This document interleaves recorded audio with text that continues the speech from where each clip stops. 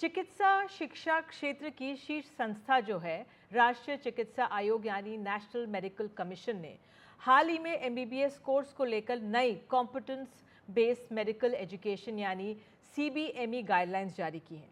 इसमें कई तरह के बदलाव किए गए हैं। एनएमसी ने एमबीबीएस के फोरेंसिक मेडिसिन सिलेबस को संशोधित किया है, जिसके मुताबिक सोडोमी और लेस्बियनिज्म को अप्राकृतिक यौन अपराध कैटेगरी में रखा गया है। अब छात्रों को हाइमन के महत्व के बारे में पढ़ाया जाएगा, वर्जिनिटी की परिभाषा के बारे में पढ़ाया जाएगा, डिफ्लोरेशन के चिकित्सकीय और कानूनी महत्व के बारे में पढ़ाया जाएगा। इन सभी टॉपिक्स को 2022 में मद्रास हाई कोर्ट के दिशा निर्देशों पर मॉड्यूल को संशोधित करते हुए उस समय हटा दिया गया था। नई गाइडलाइंस के मुताबिक सोडोमी और समलैंगिकता अप्राकृतिक यौन अपराध है।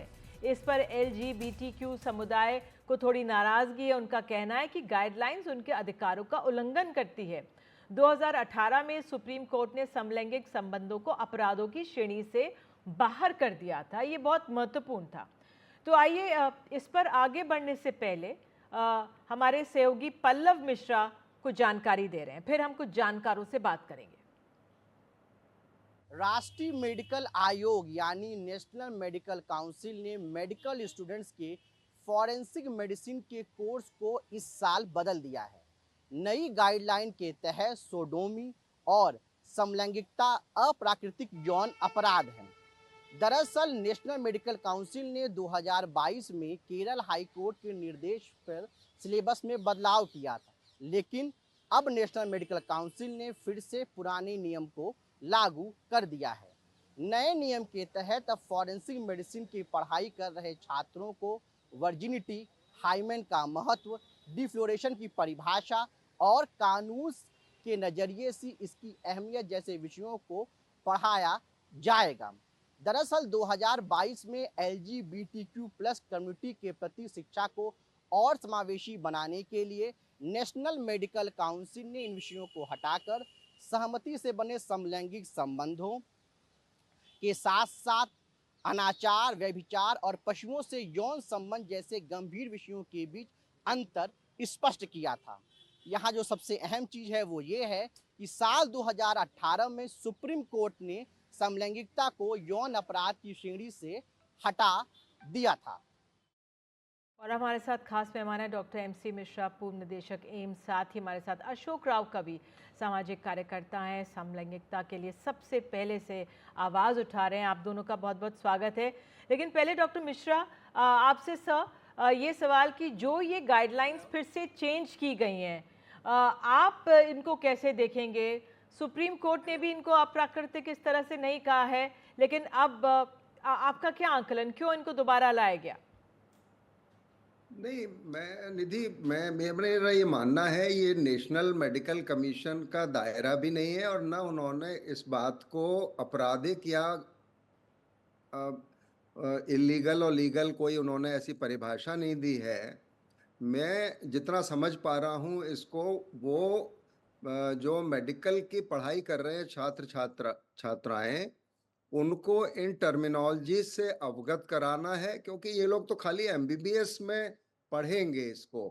जो रिपोर्ट वगैरह बनेगी वो तो फोरेंसिक मेडिसिन का जो पोस्ट ग्रेजुएशन करके लोग जाएंगे वो करेंगे। और उसके सिलेबस में देख रहा था, उसमें इस तरह का कोई आपराधिक, और इसमें भी कोई ऐसा नहीं लिखा कि वो अपराध माना जाएगा। हाँ, उन्होंने अननेचुरल अवश्य ये शब्द उपयोग में लाया है। अब इसको देखना पड़ेगा कि सुप्रीम कोर्ट ने जो अपने आदेश दिए थे उसमें क्या क्या शब्द, उन्होंने काफी कुछ शब्दों को कहा था कि इस तरह के शब्द न इस्तेमाल में आए, तो वो देख के फिर हो सकता है एनएमसी इसको थोड़ा सा रिवाइज कर दे। लेकिन मैं ये मानता हूं कि जो ये 10+2 करके छात्र छात्राएं आते हैं मेडिकल की पढ़ाई करने, इन टर्मिनोलॉजीज के बारे में अनभिज्ञ रहते हैं कि भाई बेस्टेलिटी क्या होती है, या इंसेस्ट क्या होता है अंग्रेजी में जो हम कहते हैं, या लेस्बियनिज्म क्या होती है, सोडोमी क्या, या समलैंगिकता क्या होती है, गे कौन होता है, इसकी परिभाषाओं को जानना आवश्यक है। क्योंकि ऐसा नहीं है, जैसे हम देखते हैं इतनी चर्चा पूरे राष्ट्र में हो रही है रेप के बारे में विषय में महिलाओं के साथ, तो इसमें इस समय समलैंगिक संबंधों में भी ये समस्या आ जी। सकती है आगे, क्योंकि इसको लीगल बना दिया गया है। और अगर उनको ये नहीं पता होगा कि ये क्या होता है और इसकी फाइंडिंग्स को कैसे रिकॉर्ड किया जाए, अगर कोई मेडिको लीगल केस आता है, तो मैं समझता हूँ ये वहीं तक सीमित है। ये हमारा दायरा भी नहीं है कि हम इसको अपराध कहें या अपराध न कहें या अननेचुरल प्राकृतिक कहें। ये हमारा दायरा नहीं है। जब इसको लीगलाइज कर दिया गया है देश की सुप्रीम कोर्ट से के जी, द्वारा, जी। तो सबको वो तो मानना ही है और मान भी रहे हैं। तो बिल्कुल सर, इसको थोड़ा आपने ठीक क्लैरिफिकेशन चाहिए। बिल्कुल, आपने कहा कि अगर हम छात्रों को पढ़ा रहे हैं उसकी जानकारी के माध्यम से तक ठीक है, लेकिन अप्राकृतिक कहेंगे तो फिर बच्चों के ज़हन में वो बैठ जाएगा अप्राकृतिक। अशोक राव कविसा, आप कैसे देख रहे हैं जो ये नई गाइडलाइंस आई हैं? हालाँकि आपका क्या विचार?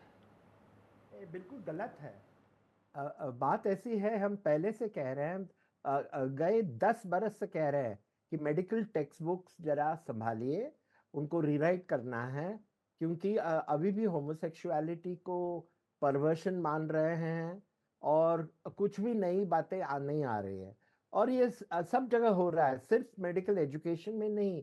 आपने सुना होगा कि ये इसमें भी बात वही चल रही है, the ration card, joint accounts. जब जॉइंट अकाउंट ओके किए हैं सुप्रीम कोर्ट ने, अगर आप बैंक में जाओ तो आपको पूछते हैं कि आप आपके संबंध क्या है, ये क्या है, सबके सामने ये पूछना तो कोई जाएगा ही नहीं।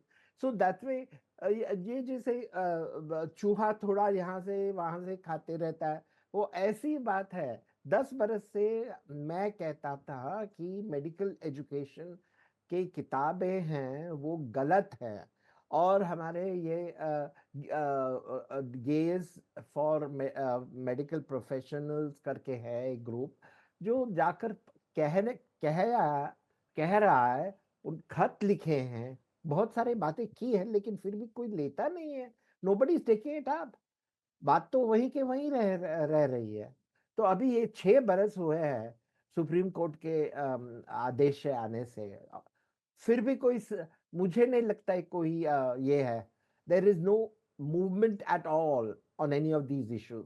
और ये जो कह रहे हैं वो गलत ही नहीं है, लेकिन ये डिफ्लोरेशन और ये बकवास है। आप बहुत सारे के जानते हैं कि defloration has got no connection nowadays to sexuality. आप साइकिल पर जाइए तो डिफ्लावर हाइमेन भी टूटता है। ये सब कहाँ से आ रहा है? This is not allowed in any educational module that I know of, लेकिन यहाँ पढ़ाया जा रहा है। बिल्कुल, आपने बार बार हम उसी रिकॉर्ड की तरफ आ जाते हैं। सीमा, आप कानून क्या कहता है? कानून कैसे देखेगा जो ये नई गाइडलाइंस आई हैं? हालांकि डॉक्टर मिश्रा ने कहा है कि इनको रिवाइज किया जा सकता है, पढ़ाने के महत्व के नज़रिए से इसे देखें, लेकिन कानून क्या कहेगा इस पर? मैम बिल्कुल, मैं मानती हूँ सर की बात से, मैं टोटली एग्री करती हूँ मिश्रा सर की बात से कि जो कोई भी अगर टर्मिनोलॉजी आप यूज़ कर रहे हैं, तो उसकी अगर हम लार्जेस्ट एस्पेक्ट में इंटरप्रिटेशन करेंगे, देखेंगे, तो फिर ये तो गलत हो गया, ये क्राइम हो गया।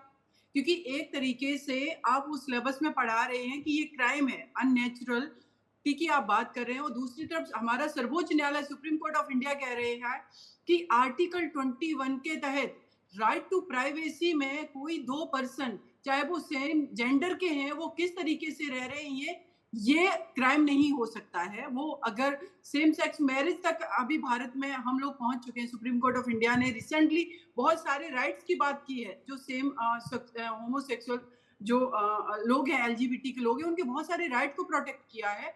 और हमने 377 जो आईपीसी में था, उसको हमने इसीलिए अनकॉन्स्टिट्यूशनल डिक्लेयर कर दिया, क्योंकि उसमें अननेचुरल सेक्स की ही बात की गई थी। और अगर हम ये सिलेबस में पढ़ा रहे हैं, तो डेफिनेटली कि कहीं ना कहीं हम उसको एक्सेप्ट कर रहे हैं कि ये क्राइम है, भले ही एक वो टर्मिनोलॉजी है। जो चीज सुप्रीम कोर्ट ऑफ इंडिया उसको अनकॉन्स्टिट्यूशनल डिक्लेयर कर रहा है, और उसी चीज को आप अगर नए सिलेबस में टेक्स्ट बुक में ला रहे हैं कि ये गलत है, ये अननेचुरल है, जब ये अननेचुरल है तो फिर वो क्राइम हो गया वहां पर जाकर के।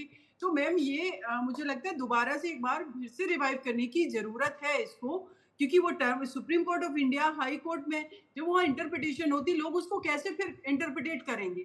कि उसको तो आपने एक तरफ हम अनकॉन्स्टिट्यूशनल कह रहे हैं, दूसरी तरफ उसको कह रहे हैं कि नहीं ये तो क्राइम है। बिल्कुल बिल्कुल, आप तीनों जुड़े, बहुत बहुत धन्यवाद। तो एनएमसी की गाइडलाइंस है, उनको एक बार फिर से गौर करने की ज़रूरत है।